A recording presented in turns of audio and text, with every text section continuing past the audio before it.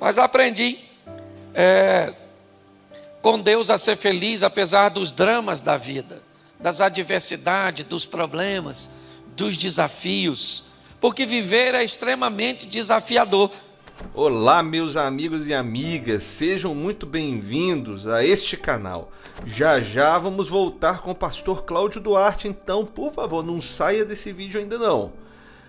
Então, meus amigos, a vida é uma jornada repleta de desafios e obstáculos que frequentemente nos colocam à prova, não é verdade? Em meio às dificuldades, a constância e a tenacidade se tornam qualidades essenciais para seguirmos em frente, confiando em Deus e na sua palavra. Mas antes de entrarmos na reflexão de hoje, eu quero pedir para você se inscrever no canal, ativar as notificações, curtir, comentar e ficar conosco até o final do vídeo. Tenho certeza que isso não é um grande desafio para você, mas é muito importante para a gente. Enfim, hoje nós vamos explorar alguns textos bíblicos, umas reflexões inspiradoras que vão nos ajudar a perseverar na fé, encontrar forças nos momentos difíceis, de desafios e confiar que Deus está ao nosso lado em todas as circunstâncias. Sempre devemos ser perseverantes. Lá no livro de Romanos, encontramos a seguinte passagem: também nos gloriamos nas tribulações, porque sabemos que a tribulação produz perseverança. A perseverança é um caráter aprovado, e o caráter aprovado produz esperança. Quando perseveramos, fortalecemos a nossa espiritualidade, aprendendo a confiar em Deus e a depender somente dele. Se você está enfrentando um período desafiador, lembre-se de que Deus está ao seu lado, concedendo a força necessária para persistir. O livro de Tiago nos ensina que bem-aventurado é o homem que persevera na provação, porque depois de aprovado, receberá a coroa da vida, que o Senhor prometeu aos que o amam. Mesmo nas situações mais difíceis, nossa fé e dedicação podem nos sustentar, guiadas por palavras eternas de encorajamento. E pode ter certeza que, através da sua perseverança, você vai ser recompensado no final da jornada. Lá em Hebreus, somos encorajados a correr com perseverança a corrida que nos é proposta, olhando firmemente para o autor e consumador da nossa fé, que é Jesus Cristo. Enfrentar os desafios nem sempre é simples, pessoal. Mas podemos encontrar força ao nos apoiarmos na orientação divina. Não temas, pois Deus está conosco. Ele está com você. Ele nos fortalece, Ele nos sustenta, Ele cuida de nós, Ele provê todas as nossas necessidades. Então creia na sua jornada, permaneça firme e persevere nessa corrida, porque Deus vai abençoar a sua vida. Ainda que você esteja enfrentando desafios e dificuldades, creia que a verdadeira felicidade não está ausente nesses momentos difíceis, porque essa verdadeira felicidade só existe em Deus. Ela se manifesta quando nós confiamos no nosso Pai Celestial e persistirmos com esperança a jornada da fé. Quando reconhecemos que somos amados e cuidados por Deus, encontramos alegria mesmo em meio a tempestades terríveis que possamos enfrentar.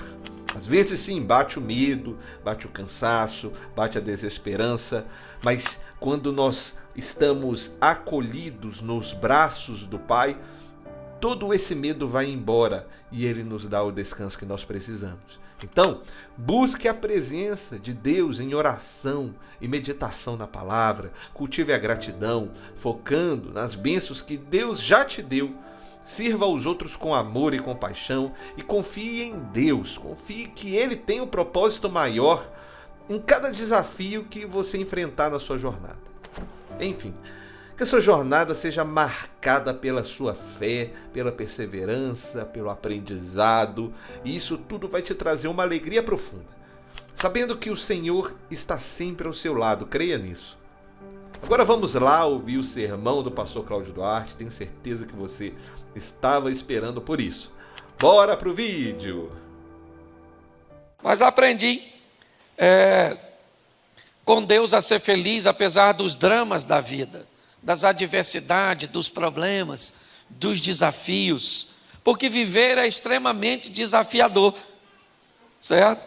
A igreja, uma das funções da igreja, além de arrebanhar pessoas, prepará-las para levar o evangelho da salvação, da paz, da alegria, da esperança, eu acredito numa igreja que você, ao sair do culto, sai mais alegrinho do que entrou. E às vezes as coisas nem se resolveram, mas você recebeu uma dose, até porque a semana está começando hoje, e nós vamos precisar de forças para a caminhada. Então é um privilégio muito grande fazer parte dessa comemoração de 24 anos da missão. O Simon deve ter uns 60 anos de ministério, mais ou menos. Simon, tu ajudou Jesus a celebrar a primeira ceia. Não viu o dilúvio, mas pisou na lama. O cara está parecido com Highlander. Mas é muito legal. Bom, gente, se nós vamos falar da igreja, eu acho importantíssimo, primeiro, olhar para a história de Davi. Quando nós vemos Davi na sua casa, num determinado dia, idealizando uma casa para Deus. Ele mesmo diz: quando eu estava no conforto da minha casa, me veio à mente, estou colocando uma tradução, me veio à mente o intuito, o interesse de criar uma casa, de construir uma casa para Deus, onde a arca, a representação de Deus no Antigo Testamento, teria um local fixo depois do fim do tabernáculo e de toda aquela estrutura. O povo de Israel já estava estabelecido, não era mais um povo nômade. E agora, quando essa ideia surge, ele chama o profeta Natã e conversa com Natã, e Natã então diz a Davi: faça conforme tudo aquilo que está no seu coração. E Deus diz a Natã: não é Davi que vai construir uma casa, se a casa é para mim, sou eu que escolho quem constrói, sou eu que escolho como ela vai ser construída, sou eu que escolho como as coisas vão ser. Então é muito importante nós entendermos que se queremos fazer parte da casa de Deus, quem manda na casa de Deus é Deus. E se você não está disposto a se enquadrar naquilo que Ele tem para a sua vida, você vai ter que ficar um tempo a mais para que o Espírito Santo possa trabalhar no seu coração, até que você esteja disposto a seguir essas regras. São desafiadoras, porque elas irão lutar contra o nosso desejo. O desejo, muitas vezes, de andar de uma forma contrária ao que Deus quer. E assim que a casa foi construída por Salomão, e diga-se de passagem, com profissionais de alta relevância, materiais extraordinários, porque presta atenção, Deus gente, me perdoe falar, mas Deus é o maior barato.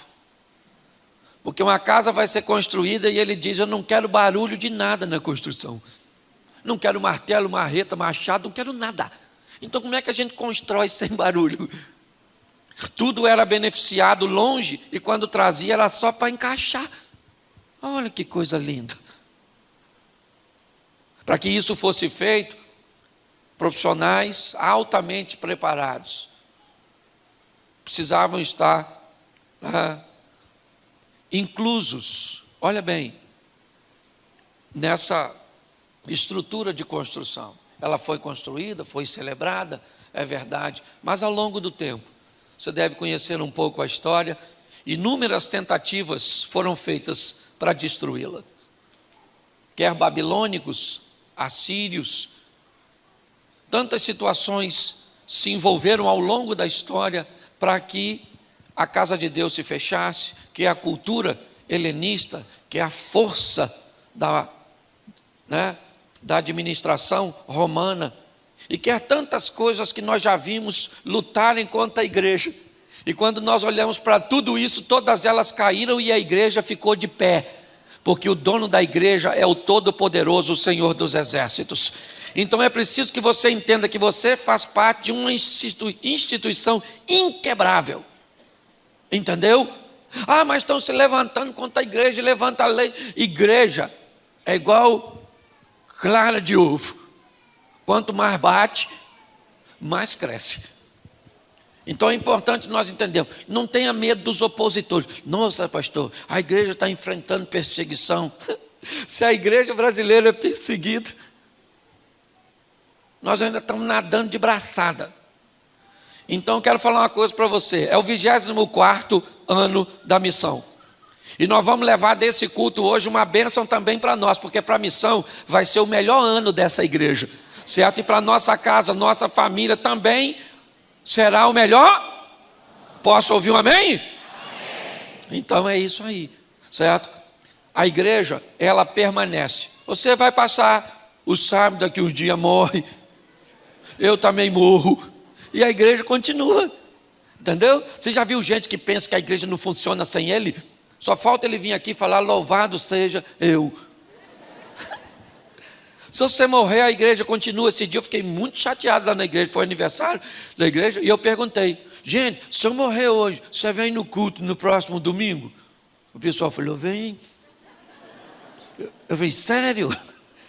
Vocês vão continuar vindo da igreja mesmo depois de eu morrer? E eles falaram, vão. Fui para casa triste. Porque a igreja é maior do que você. Então, enquanto você estiver aqui, contribua, trabalhe, se dedique, certo? Porque para onde nós estamos indo, não tem trabalho, não tem sogra, não tem nada. Olha que beleza.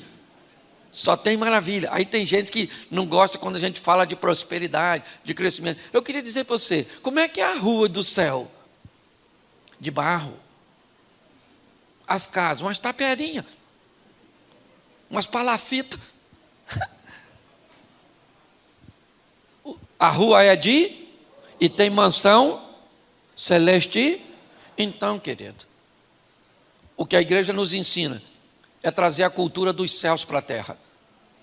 A Bíblia tem duas preocupações sérias. A primeira, eternidade. Quando passar isso aqui, você vai para onde? Não sei. Então procura saber, porque depois que for, lascou. Entendeu? Ah, pastor, não acredito no inferno. Para entrar lá não precisa de fé.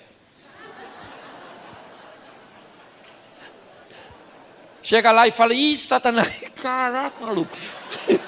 Tu existe, ele vai falar, muito prazer.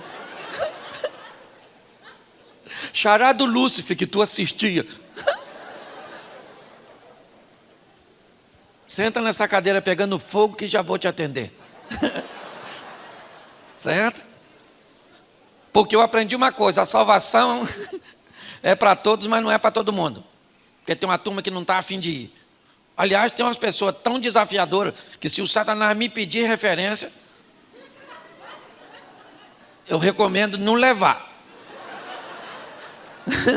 Você está rindo? Tem umas pessoas que se o diabo falar, vou levar para o inferno, se perguntar tu, você fala, tem outro lugar para mandar? Se tiver, manda para o céu, porque Deus é mais poderoso que tu. Aqui vai dar divisão, certo? Então, os desafios. Nós precisamos entender que há um propósito na casa de Deus. Fazer com que nós valorizemos, em primeiro lugar, a vida eterna. No princípio criou Deus os céus e a terra. Buscai primeiro o reino de Deus e a sua. É assim que funciona. O céu vem primeiro. Então não tem nada mais importante que a sua salvação. E ela sabe onde ela está? Em Cristo Jesus. Sua salvação está em Cristo Jesus. Amém? Isso aí. Ok? É isso que nós precisamos saber. Mas a Bíblia tem uma preocupação muito grande com a nossa vida aqui na terra. Até porque mais da metade dos mandamentos só fala de relacionamento interpessoal. Honra teu pai e tua mãe. Certo? Não dirá falso testemunho, não matarás, não cobiçarás nada dos outros. Certo? Não adulterarás. Ou seja, nós vemos na Bíblia uma grande preocupação da nossa vida aqui na terra. Ou seja, nós temos que aprender na casa de Deus como nós vamos nos relacionar com as coisas deste mundo. Por quê? Porque inevitavelmente também é uma forma de evangelizarmos, conduzindo a nossa vida de uma forma excelente aqui na terra. Quando nós oramos o Pai Nosso, venha o teu reino. É trazer os céus para a terra, ou a cultura dos céus para a terra, para que possamos viver aqui de uma forma extraordinária, prósperos, porque ser rico é ter muito de uma coisa só, ser próspero é ter o suficiente ou mais do que suficiente de tudo aquilo, né, que é necessário para que sejamos felizes. Então a palavra que ardeu no meu coração hoje para compartilhar com você é vista ou visão. Você resolve como você vai viver. Ao longo de toda a história, a igreja vem buscando fazer com que pessoas consigam muito mais do que visualizar com seus olhos. E eu falei um pouco hoje isso de manhã. É conseguir capturar a visão, é o entendimento, a maturidade mental, que faça com que cada um de nós venhamos a entender o ambiente cujo qual nós estamos inseridos e a missão cuja qual nós viemos aqui para realizar. Porque muitas pessoas passam por essa vida sem saber quem são, porque a identidade está altamente atrelada à missão. Quem não descobre o que veio fazer corre o risco de não descobrir nunca quem é. Ter crises de identidade. Então, se entendermos que aquilo que está diante dos nossos olhos, e quando nós olhamos para a criação, como eu citei hoje cedo, se você observar, todas as vezes que as coisas são criadas, elas são criadas sobre visão e não sobre vista.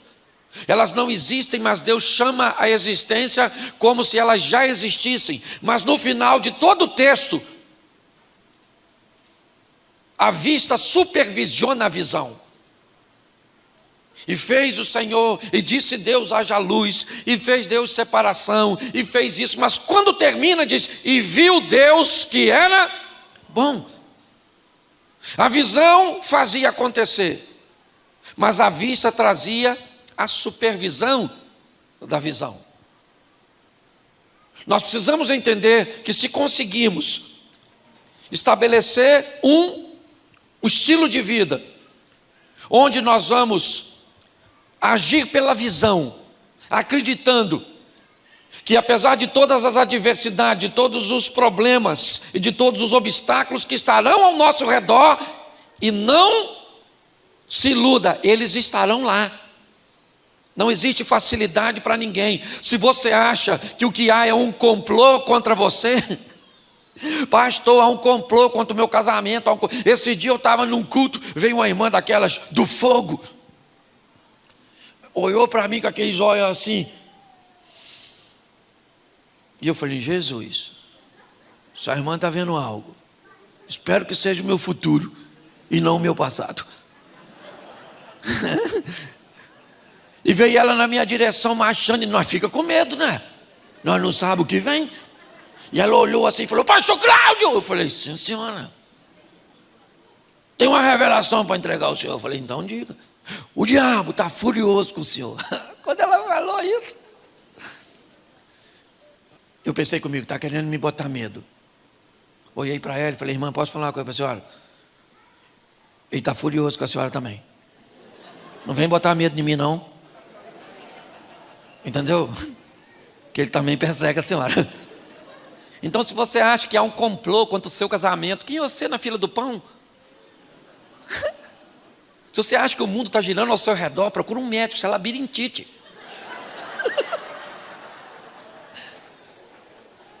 Você consegue entender? Quanto mais rápido você capturar a visão, a entender que você está inserido num processo, que você faz parte dessa engrenagem, e que você tem que o mais rápido possível se despertar para desempenhar a sua missão, isso vai ficar mais fácil. Então amplie. A Bíblia diz, abra aí, como diria um bom assembleano, para não ficar só nas minhas palavras. Também conheço. Mateus capítulo 6, verso 22 e 23. diz assim: a candeia do corpo são os olhos, de sorte que se os seus olhos forem bons, todo o teu corpo terá luz. Você achou não, né? Tem gente achando ainda. É Mateus. Desculpa. Mas está aqui, ó. Isso. São os olhos a lâmpada do corpo. Se os teus olhos forem bons, todo o teu corpo será. Vamos lá.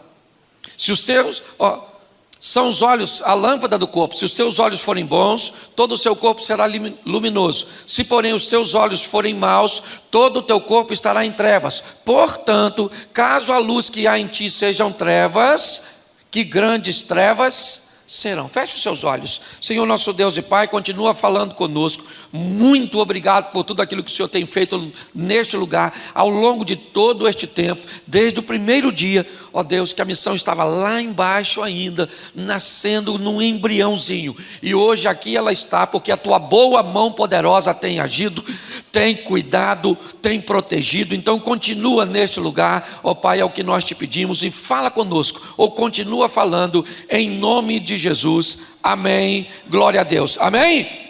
Preste atenção. Eu já falei disso aqui uma vez, mas eu preciso ajustar com vocês. A Bíblia está dizendo que os olhos, eles são a candeia do corpo. Se os nossos olhos forem bons, nós vamos levar o nosso corpo, a nossa vida, a nossa história para a luz. Se os nossos olhos forem maus, nós vamos levar a nossa vida, os nossos negócios, a nossa família para um ambiente tenebroso, é o que a Bíblia está dizendo. É obviamente que a Bíblia não está falando dos nossos olhos físicos, porque para corrigir um problema físico ocular, basta uma lente, uma cirurgia. Mas a Bíblia está dizendo de uma visão, aquilo que transcende o que os olhos estão enxergando. O que a Bíblia está dizendo é que se eu aprender a olhar as coisas, e é dessa maneira que Jesus olhava. Ele olhava para um ambiente e dizia: vocês já conseguiram notar que nós estamos num ambiente de colheita, como os campos estão brancos? E os discípulos provavelmente estavam olhando e não enxergando nada. Por quê? Porque naquele momento Jesus não falava de vista, ele falava de visão. Se nós aprendemos a enxergar as coisas por visão, com olhos espirituais e emocionais, que subjuguem a visão física e natural, nós vamos conseguir levar a nossa vida para um outro patamar. Porque primeiro, nossa ótica não irá gerar tragédia.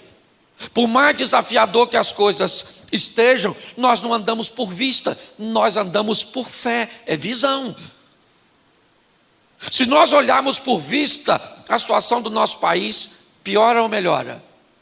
Piora ou melhora? Piora. Mas nós não, é o que o Simon falou. Nós trazemos às autoridades, nós oramos, nós levantamos na madrugada e ministramos. O Brasil pertence ao Senhor, independente de quem esteja lá, porque Deus continua onde sempre esteve, no controle de todas as coisas.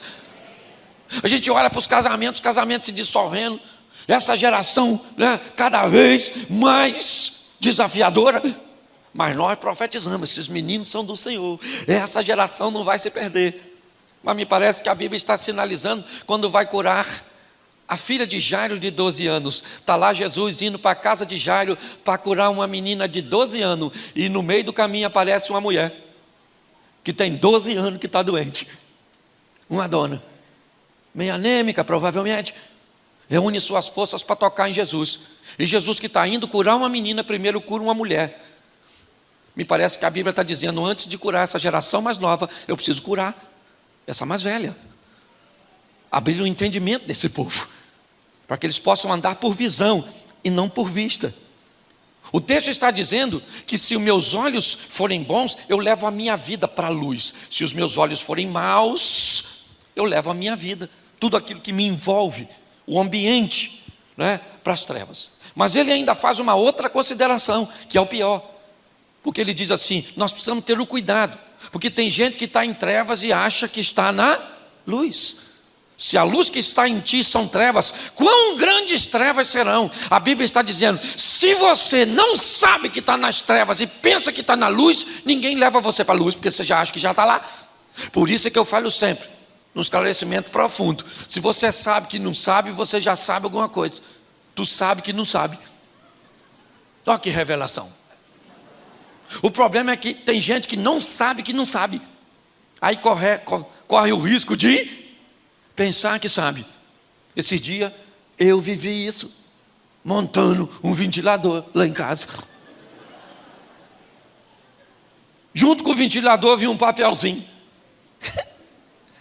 Bonitinho, pequenininho, que explicava como monta. Mas eu falei, montar ventilador?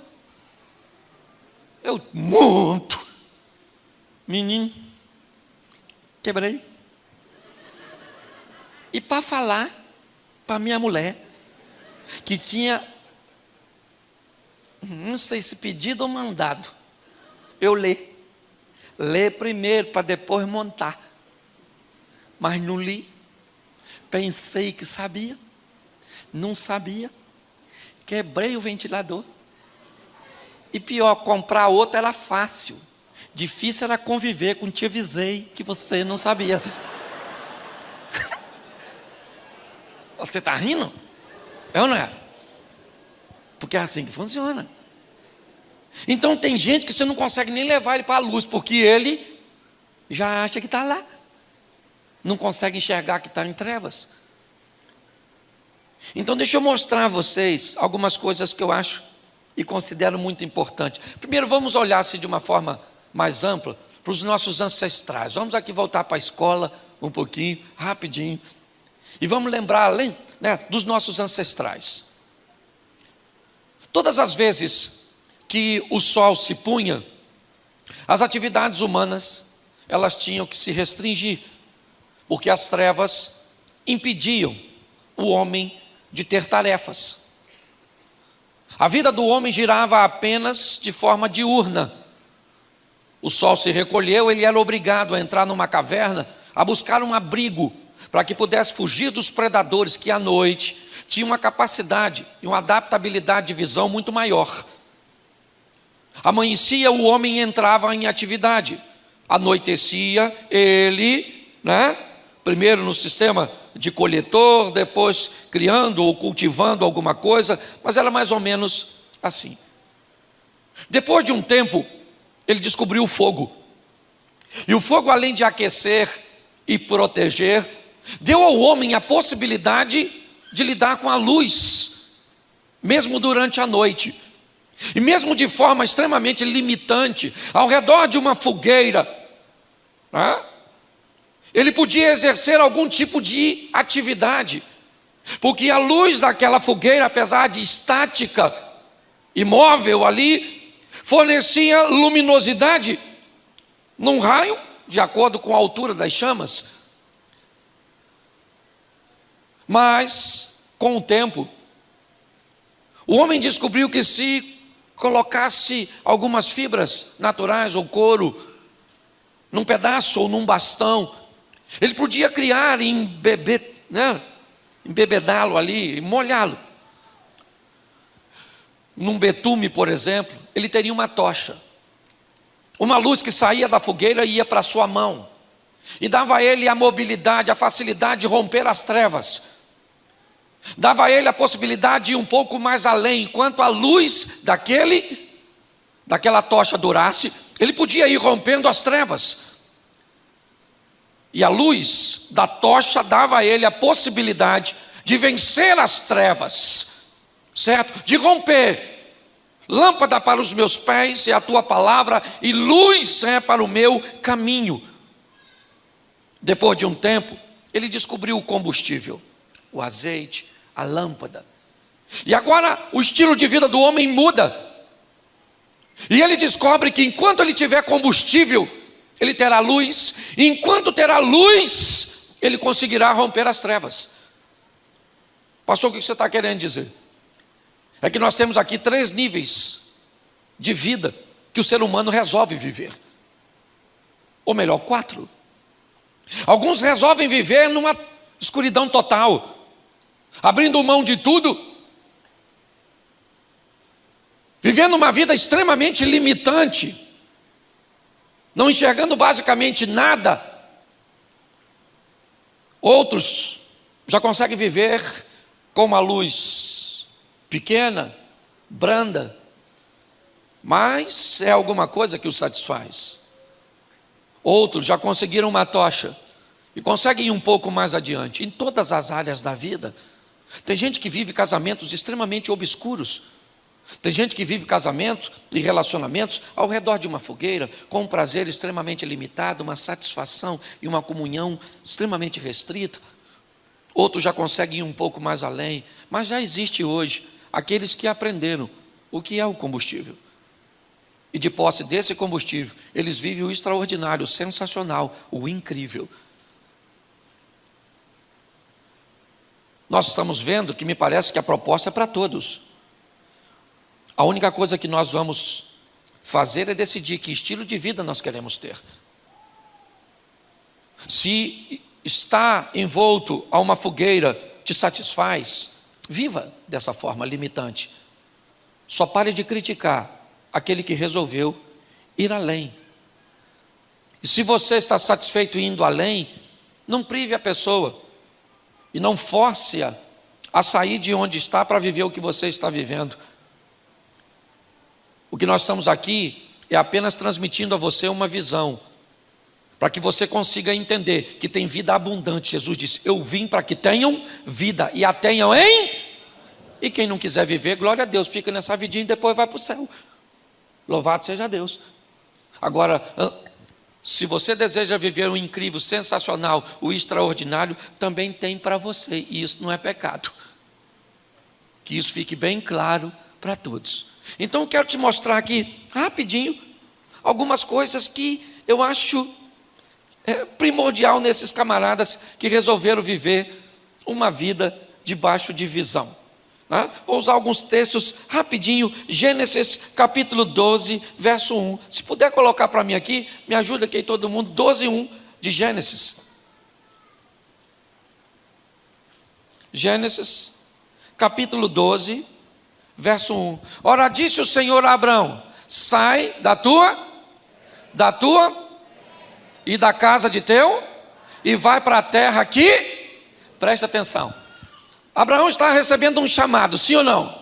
Debaixo de vista ou de visão? Vista ou visão? Visão. Você vai para uma terra que eu te mostrar. Ele está vendo? Mas ele foi. Esse dia eu falei isso com minha mulher lendo esse texto. Você podia ser igual a Abraão. Eu chamar você e você ir, sem perguntar para onde. E ela falou: isso é fácil, Cláudio, é só você ser igual a Deus. Aí eu falei: então vamos deixar do jeito que está. Certo? Ele sai debaixo de uma visão, sim ou não? Sim ou não? Sim. Ele não sabe para onde vai, mas ele está, porque Deus está indo à frente. O Abraão é o pai da fé, e não só por isso. Para mim o cara é pai da fé porque fez um filho com 100 anos numa mulher de 90. Um cara que com 100 anos pega uma dona de 90.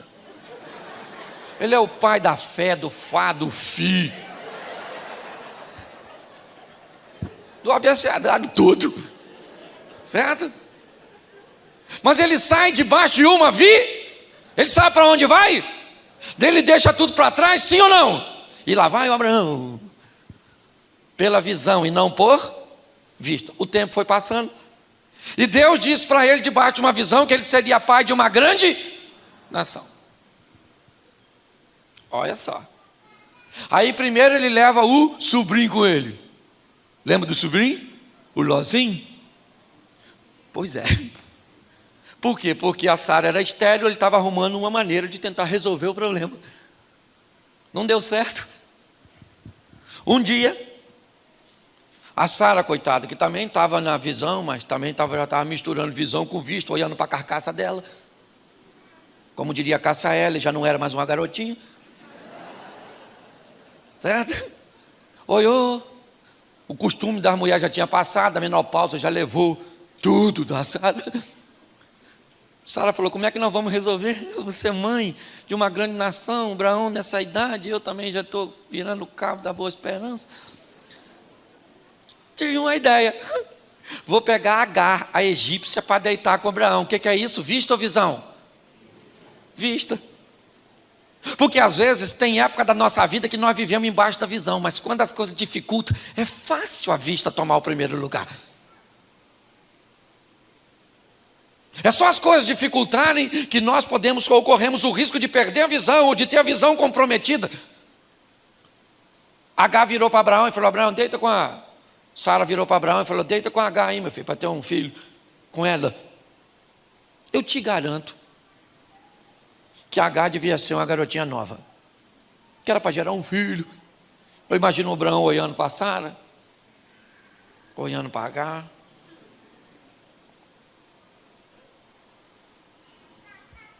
Não, Sara, não quero. Não, Sara, não insista, Sara.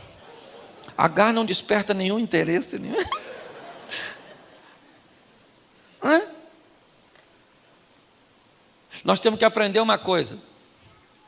Por mais desafiador que seja o ambiente que esteja ao redor, por pior que seja a adversidade que esteja ao nosso redor, aquele que há de vir virá e não falhará.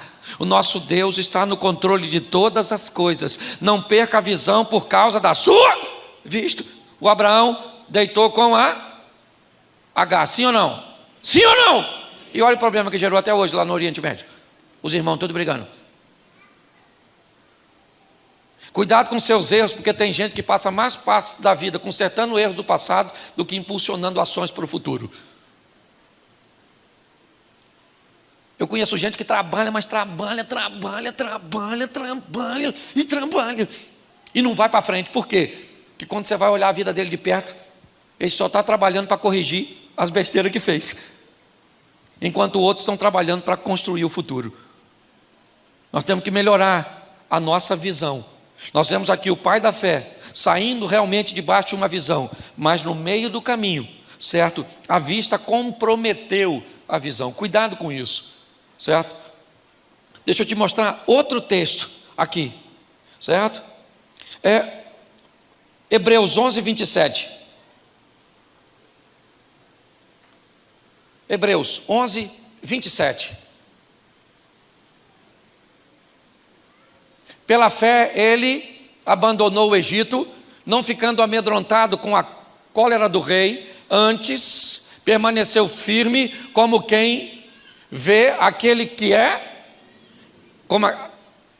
quem vê aquele que é.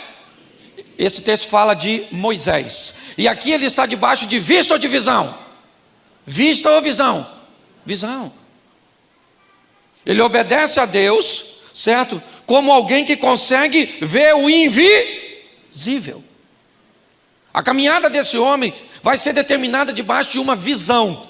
Eu sei para onde eu estou indo, eu sei o que eu estou fazendo, eu sei que eu estou na direção certa. Então, inimigos, na verdade, eles são promotores da minha vitória. Eu começo a entender que a minha vida...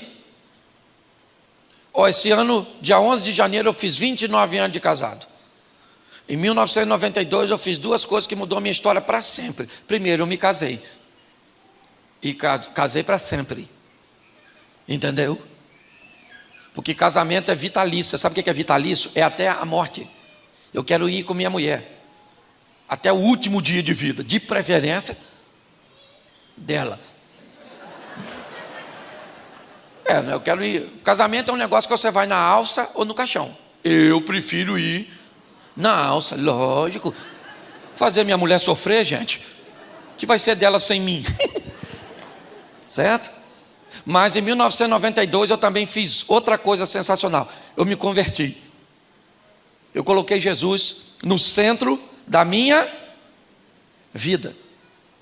E aí comecei a pregar. Isso que eu quero que você entenda. Meu pai era diácono da Assembleia de Deus. Isso há quase 40 anos atrás. Sabe? Eu ia nos cultos com ele de vez em quando. Eu não tinha me converti em 92, mas eu manguaçava, porque minha família toda bebia. Era parente do Eucana. Nós bebia. E quando eu bebia, eu chorava nos cultos, sabe? Chorava.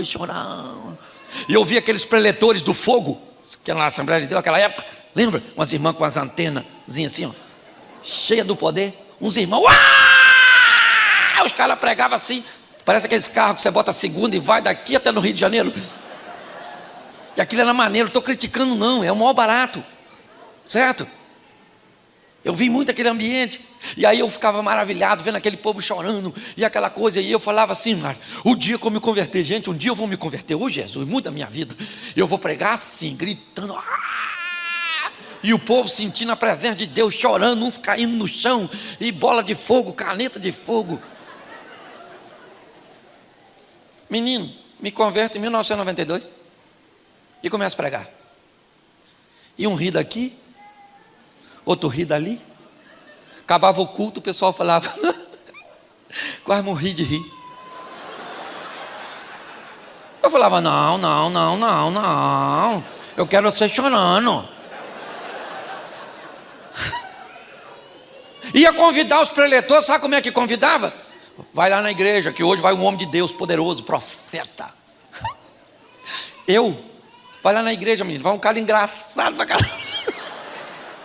É quase um palhaço, mas um cara bom, gente boa. Pense na dor que dava no meu coração. Quase que eu parei de fazer. Um dia até fui para a igreja para fazer. Botei aquela cara de crente. Até porque um dia o cara chegou lá na igreja e olhou para mim e falou assim, o senhor não tem cara de pastor?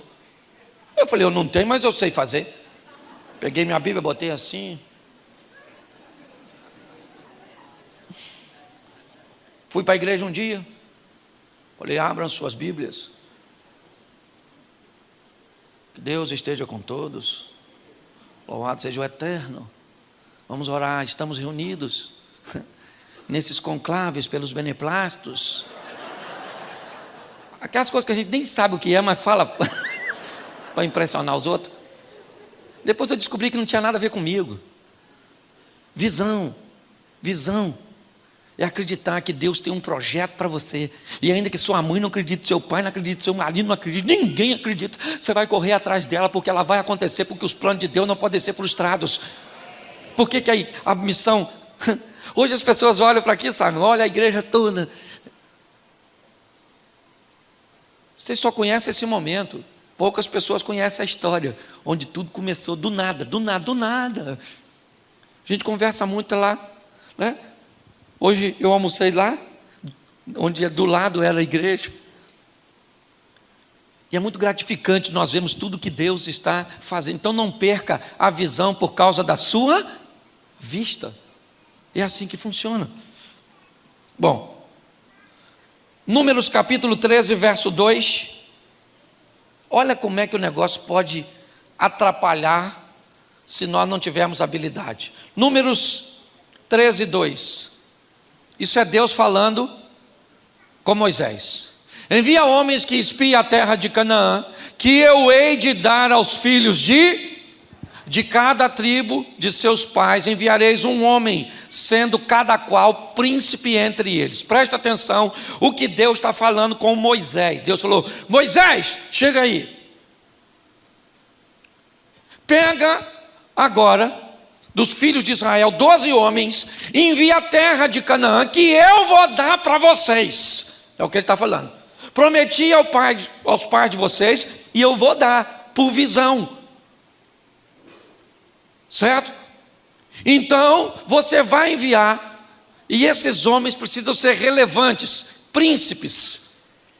Manda eles para Canaã, para espiar a terra. Não foi isso? Envia homens que espiem ao quê? A vista ou visão? Vista ou visão? Visão. Vamos espiar a terra que eu vou dar para vocês. Olha o que o camarada fez. Ainda no capítulo 13, verso 18 e 19.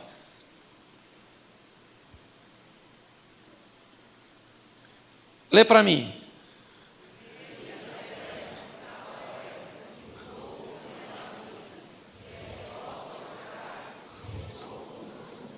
Presta atenção, só aí. Veja ou vede a Foi isso que mandou? Deus mandou olhar, sim ou não? Sim ou não? Vai lá dar umas piadas na terra. Veja o povo que nela, se ele é forte ou, se são muito ou. Bota o versículo seguinte, 19. Qual é a terra em que habita, se é boa ou má? Quais são as cidades em que habita, se em arraiais e fortaleza? E o verso 20. Põe o 20, por favor. Também qual é a terra, se é estéril ou não, se nela há matas ou não, certo? Preste atenção. Deus falou o quê? Vocês vão lá espiar a terra. Aí, olha o que Moisés falou com a turma dele. Vão lá e dão uma olhadinha. O povo que está lá, se é forte, se é fraco, se é muito, se é pouco. Deus mandou olhar para o povo. Se ele tinha arma, se não era, se tinha grande, se era pequeno, se tinha muito, se tinha pouco. Deus não quer saber. Deus falou assim: eu dei a vocês, vão lá para dar uma olhada e vislumbrar o que eu vou dar a vocês. O que é isso? É visão. Mas o Moisés falou: dá uma olhada para ver se o pessoal lá é forte, se tem muita gente, se não tem. Sob essa instrução, inevitavelmente, mensageiros vão voltar com a visão comprometida. Moisés está dizendo para o povo: vai lá, para os homens, vão lá e dê uma olhada, observe o nível de dificuldade que existe para tomar. Que dificuldade? Dificuldade pode ser para Moisés, mas não para Deus. Ele é o Todo-Poderoso. Se nós não prestarmos atenção, mesmo debaixo de uma palavra poderosa que temos, se não conseguimos olhar a visão, a vista pode comprometer tudo. Inevitavelmente, 10 homens voltam com a visão comprometida pela vista. Me parece, somente Josué e Caleb conservam a visão. Os homens não estão dizendo mentira. Os frutos estão lá para provar que a terra é boa. Mas junto com os frutos que vieram da terra boa, vem a memória ruim na mente daqueles cuja qual a visão se comprometeu por causa da vista, porque eles olharam para o lugar errado. Nós precisamos ter o cuidado disso, ou com isso, igreja, posicionar os nossos olhos no lugar correto. Não deixar que a vista comprometa a visão. 11 homens disseram: ó, o fruto é grande, mas os camaradas são muito grandes também. Perto deles nós somos insignificantes.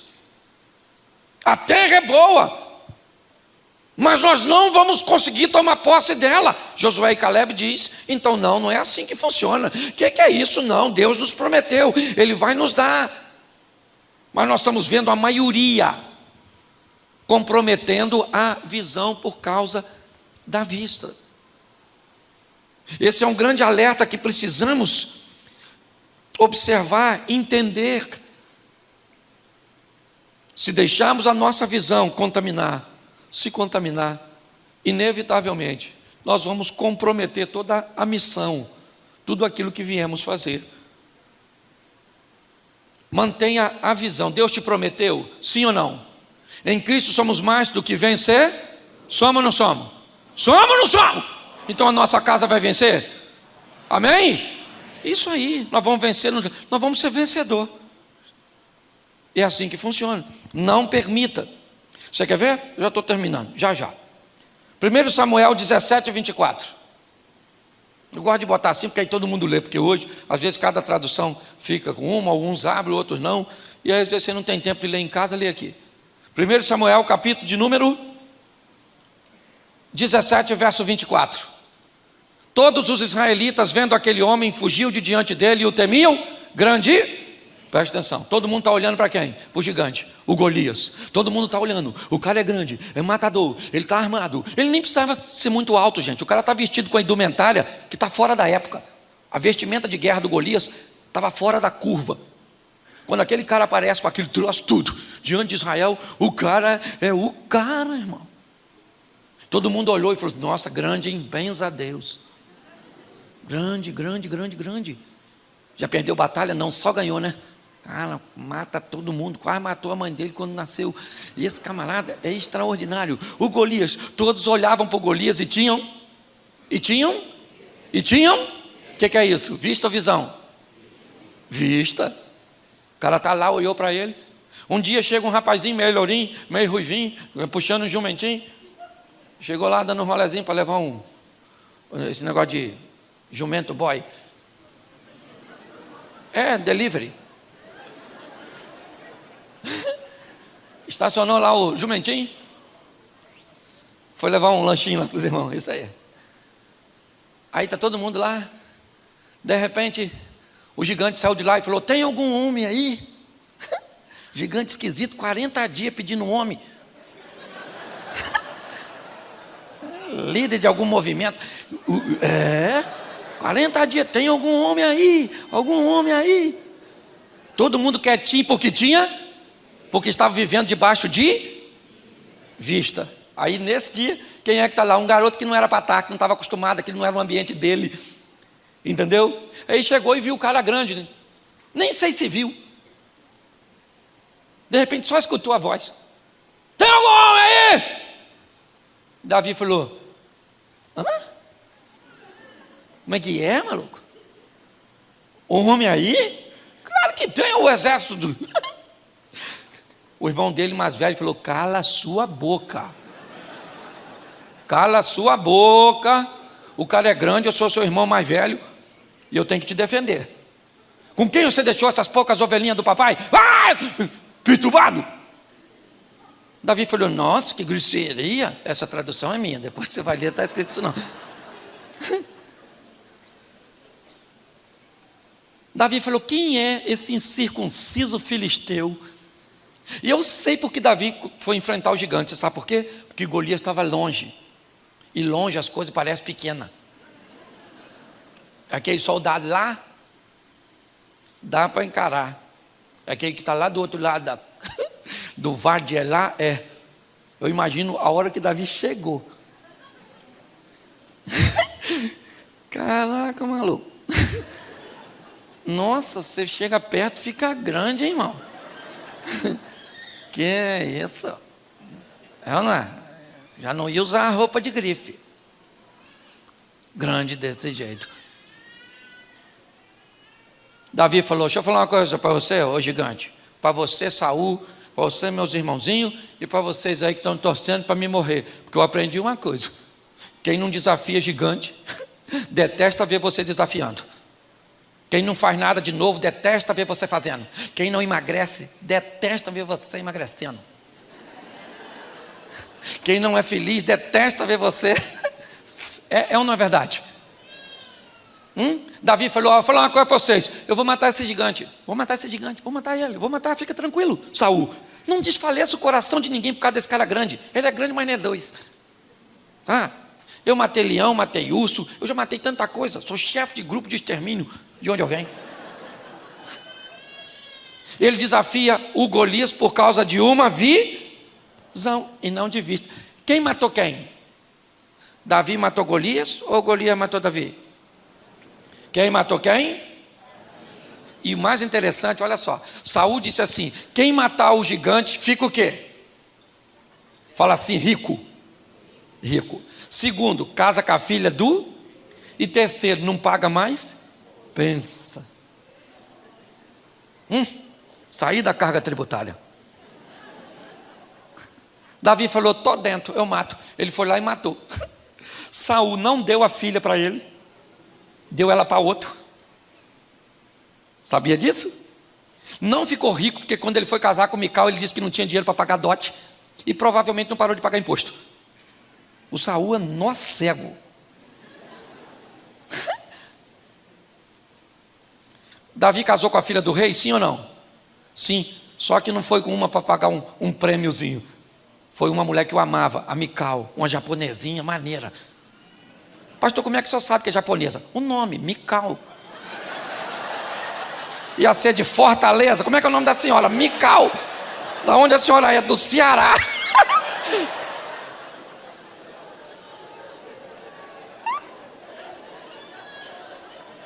É ou não é? Ele casou com a filha do rei, sim ou não? Ele parou de pagar imposto, sim ou não? Claro que parou, ele agora é o rei, os outros que estão pagando imposto para ele. E ficou rico, sim ou não? E porque Saul tentou sabotar o que Deus tinha para Davi. Mas quem tinha Para Davi era Deus. E o que Deus tem para você, ninguém pode sabotar, a não ser você mesmo. Sai daqui hoje com essa esperança. O ano está começando agora. Para de prometer as coisas que você não vai fazer. Esse ano vou emagrecer 150 quilos. Esse ano vou estudar o que nunca estudei na vida. Para com essa palhaçada. A melhor maneira de crescer ainda é, ou de subir na vida ainda, e mais segura, ainda é a escada. Um degrau de cada vez. Vai viver um incrível, sensacional, ampliando a sua visão e não a sua vista. Entende? É só você mudar. Esse dia um cara falou para mim: pastor, meu casamento acabou. Eu falei: não acabou. Ele falou: acabou, pastor. Eu falei: não acabou. Ele falou: acabou, pastor. Eu falei: não acabou. Eu falei: acabou. Ele falou: não acabou. Não acabou não, pastor. O senhor não pode falar isso. Eu estou falando que acabou porque eu estou nervoso. Eu falei assim: mas eu só queria tirar você da vista e botar na visão. Não acabou, meu filho. Vem cá que eu vou orar. Também não falou mais que acabou. Melhora a sua visão. E você vai ver que as coisas vão começar a acontecer na sua vida.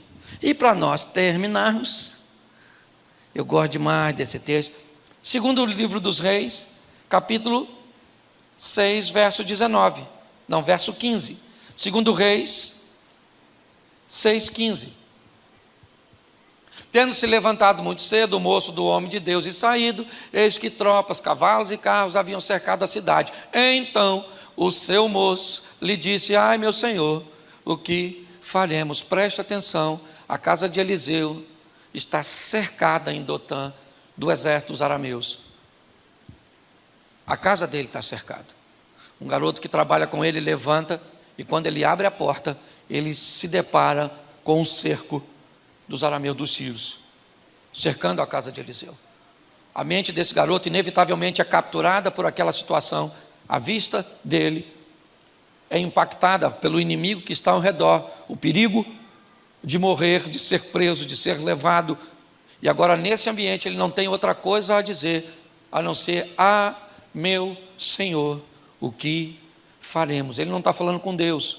A palavra Senhor no texto está escrita em letra minúscula. Ele está falando com Eliseu. Ele diz: Senhor, agora nós não temos rota de fuga, nós não temos como fugir, já era, acabou, acabou. Quando nós olhamos para esse texto, nós vemos o que a vista pode fazer em determinados ambientes e momentos da nossa história. Hoje você está desempregado, hoje você está vivendo uma crise, ou se não está vivendo hoje, certamente amanhã você vai viver. Talvez alguns aqui nesse momento, a palavra seja um ambiente de terapia para você, de tratamento, mas talvez seja uma prevenção, para que você hoje se abasteça de algo que você vai utilizar amanhã para lidar com o seu momento de adversidade. Esse garoto, o que ele está vendo é um ambiente sem rota de fuga, sem saída, não tem saída. É isso que a vista está dizendo para ele. Mas muito mais do que um garoto que está amadurecendo, né, no que diz respeito à vista, ele tem uma companhia. E no verso 16, ele respondeu: não temas, porque mais são os que estão conosco do que os que estão com eles. Preste atenção, porque nós temos agora no mesmo ambiente duas coisas altamente claras: vista e visão. O garoto abre a porta e a vista dele mostra o exército dos sírios, dos arameus. Com a porta aberta, Eliseu chega e olha e diz para o garoto: calma, rapaz, porque mais numerosos são os que estão conosco do que os que estão com ele. O exército que está para o menino é o mesmo que está para Eliseu. Eliseu tem a mesma vista do menino. A diferença é que, como menino, ele ainda não tem visão. Eliseu não é mais um menino. Eliseu, além do que está enxergando a realidade, porque ela é a realidade. O exército está lá armado para pegar Eliseu. Não é mentira. Quando Eliseu olha, ele vê o mesmo que o garoto vê. Só que Eliseu consegue ver coisas que o garoto ainda não consegue. E Eliseu então diz para o garoto que está com ele: não temas, porque mais são os que estão conosco do que os que estão. Eu imagino o garoto olhando. Conosco? Conosco quem? Conosco só está nosco. Não tem. Liseu, mais numerosos são os que estão conosco. Não tem ninguém conosco, Eliseu. Põe o verso seguinte. Orou Eliseu e disse: Senhor, peço-te que lhe abra os olhos para que veja. E o Senhor abriu os olhos do moço, e ele viu que o monte estava cheio de e carros em redor. Agora o menino tem? Ele ainda tem vista? Sim ou não? Sim, porque quem tem visão tem vista. Mas nem todo mundo que tem vista tem visão. Agora o menino, quando Eliseu orou e falou: Senhor, abre os olhos. Deixa eu falar uma coisa para você. Anda com gente que vê coisa que você ainda não vê, que está num nível espiritual que você ainda não está. Você está entendendo? Você tem que andar com quem está numa posição que você quer ir. Você anda com cabeça de bagre, vai pensar igual o quê? Cabeça de bagre. Ah, pastor, eu queria ser uma pessoa de oração. Tu anda com quem? Com a turma do WhatsApp. Tem que vir no trabalho de oração que colocou aqui. Ah, pastor, mas o joelho assim dá um branco. Sim, sabe, pastor? Começa a orar, eu penso em outras coisas. Isso somente precisa exercitar. Às vezes eu vou orar, eu também penso assim. Começo orando, embolo tudo.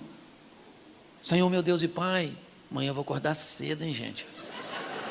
Caraca, amanhã já é segunda-feira. Que isso, irmão? Passou tão rápido. Ô Senhor, não é isso não, eu ia falar outra coisa com o Senhor. Nossa, vamos começar de novo aqui, vamos de novo aqui, tá bom? Vamos lá, tentar de novo. Senhor nosso Deus e Pai, amanhã vai chover, será que vai chover, gente? Nossa, nem jantei ainda, estou com uma fome danada. Acontece com você também? Ou é só comigo? Você tem que andar com gente. O garoto, ele tem vista, sim ou não? Sim ou não? Mas está andando com quem tem? É só uma questão de tempo até ele ter também. Eu imagino o garoto cheio de medo, olhando, quando de repente Eliseu fala: Senhor, abra os olhos. Eu imagino ele olhando para Eliseu orando. Abra os olhos, abri o olho. Abra os olhos desse menino para ver. Quando ele olhou para trás, o garoto, cavalo, cavaleiro, assim, sabe, de fogo. Eu imagino o garoto.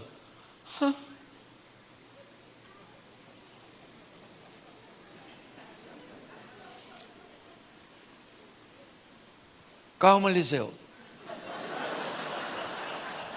Calma, Eliseu. Tudo sob controle, Eliseu. Entendeu? Tudo tranquilão, Eliseu. Esse exército aí, ó, nem fogo tem. Funcionário de sorveteria. Acho mais barato. Pensa. Agora o garoto está olhando. Ele tem vista, sim ou não? Eu não estou falando para você ter visão sem vista. E não estou dizendo para você ter só vista sem visão. Tem que ter vista porque a vista faz você olhar para a real ali, e a visão faz você olhar para a promessa e para o poder de Deus. Não estou querendo emburrecer você. Aí o Eliseu, ó, Senhor, vamos ver que são duas orações bem opostas. Vamos lá, 18. E como desceram contra ele, orou Eliseu ao Senhor e disse: fere peste esta grande, ou esta gente e feriu-a Ele acabou de orar para um enxergar, e acaba de orar para o outro ficar cego. E o mais interessante é que a cegueira que Eliseu pede para o exército, Não é uma cegueira física, mas é uma espiritual. Eles continuam vendo, só não estão reconhecendo Eliseu nem a cidade. Eles não sabem mais que é Eliseu que eles estão perseguindo. Ou seja, eles continuam vendo, mas não tem mais visão. Nós estamos meio atrapalhados assim. Um povo andando na contramão. Tem tanta gente andando na contramão que parece que quem está na mão errada somos nós.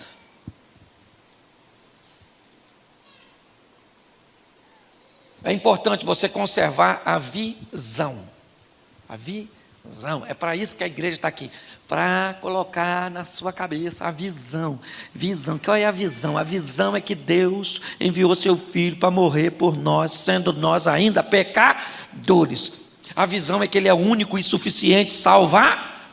E a visão é que nós temos uma missão. Qual é? Replicar aquilo que aprendeu. É isso. Deus pega uma menina e leva para a Síria e muda a história do comandante do exército. Deus pega um rapazinho e leva para o Egito e o transforma num governador. Deus pega uns moleques, uns garotos e leva para a Babilônia. Por quê? Porque Deus quer seus servos mudando a história dos lugares onde eles chegam. Saia daqui para mudar os ambientes onde você estiver. Eu queria que você ficasse de pé nesse momento. Eu quero orar por você. Mas eu preciso que você feche seus olhos. E pode fechar, que ninguém vai pegar nada seu. Eu sou carioca, baixada. Mas vim em missão de paz. E ainda sou flamenguista, o que é pior. Carioca, flamenguista, meu Jesus do céu, certo? Mas pelo menos não sou vascaíno, né? Não ando caindo pelos cantos. Feche seus olhos, feche. Senhor, muito obrigado. Muito obrigado por aquilo que o Senhor está fazendo nessa casa. Uma casa de oração, uma casa de palavra, uma casa de comprometimento com o próximo, uma casa de alegria. Continua agindo, movendo, ó Deus, e que essa casa esteja de pé até o dia do teu retorno, ó Deus, preparando vidas para mudar outras vidas, ensinando o caminho da cruz, ó Pai, treinando pessoas piedosas. Muito obrigado, ó Deus. Nós só temos a te agradecer. Como disse o salmista, que darei eu ao Senhor por todos os teus benefícios? A única coisa que eu posso fazer é tomar o cálice da salvação, é reconhecer. Em nome de Jesus, de olhos fechados. Eu não sei como você entrou aqui. O culto está acabando. Pastor Simon não pode ir com você. Eu também não posso. Mas tem alguém aqui neste culto que pode. Esse alguém é o Espírito Santo de Deus. Talvez você está por essa cidade de passagem, num período de férias, mas hoje procurou a igreja, uma igreja, para que você pudesse participar. E talvez você esteja afastado dos caminhos do Senhor. Eu não sei qual é a sua situação. Eu só queria fazer um apelo. Quem trabalha nessa igreja é Deus e o Espírito Santo. Ninguém quer te constranger. Mas em nome de Jesus,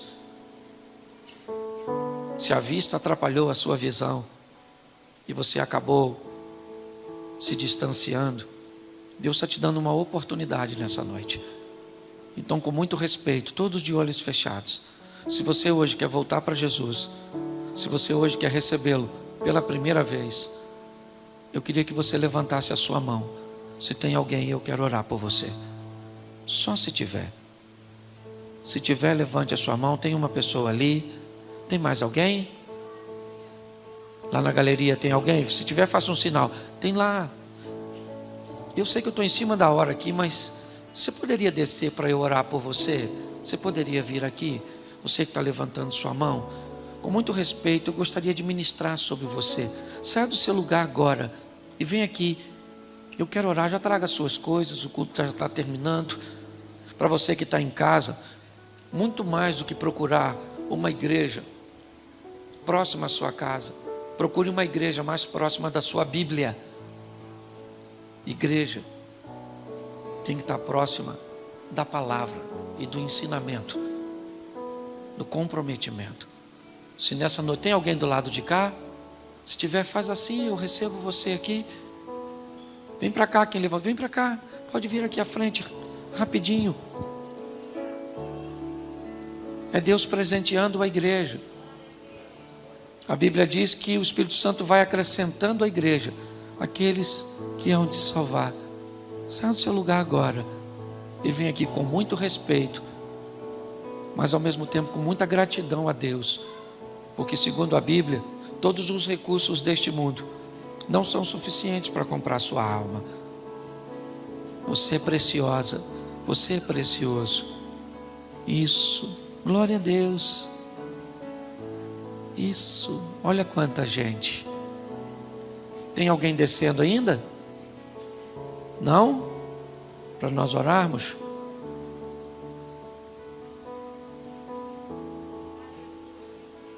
Bom, se você me acompanha, você sabe que eu sou extremamente respeitador. Eu não vou falar para você que Deus está falando comigo aqui, mas eu vou falar para você que eu estou com uma percepção que está ficando alguém para trás, que tem alguém lutando, conversando consigo mesmo, ponderando. Eu queria dizer que todas as cadeias são quebradas, todo jugo é quebrado, e você é livre para tomar essa decisão agora, em nome de Jesus. A igreja tem autoridade, o que a igreja liga na terra é ligado nos céus, amém, igreja? Então, se essa é a sua noite, levante sua mão e eu te espero aqui e te recebo, em nome de Jesus. Tem mais alguém? Ah, pastor, eu estou sem forças para ir. Você está sem força para ir, para vir? Levante a mão e eu vou aí te buscar. Tem alguma coisa te prendendo? Tem alguém? Tem alguém? Não? Cadê? Isso, vem para cá. Não está completo sem você. É isso. Isso. Glória a Deus. Glória a Deus. Olha quanta gente. Você não podia ficar para trás, irmão. Hoje. Glória a Deus. Deus é bom. Deus é bom. E aí, você gostou? Deixa aí o que você achou nos comentários, ou talvez algum pedido de oração, alguma necessidade que você tem passado. Nós vamos orar por você e eu tenho certeza que os irmãos aí também farão essa corrente de oração. E se você chegou até aqui e não se inscreveu, não deixe para depois não, hein? Para você não esquecer. Se inscreva e ative as notificações para que você sempre receba essas mensagens maravilhosas do pastor Cláudio Duarte. Que Deus abençoe você. Até breve.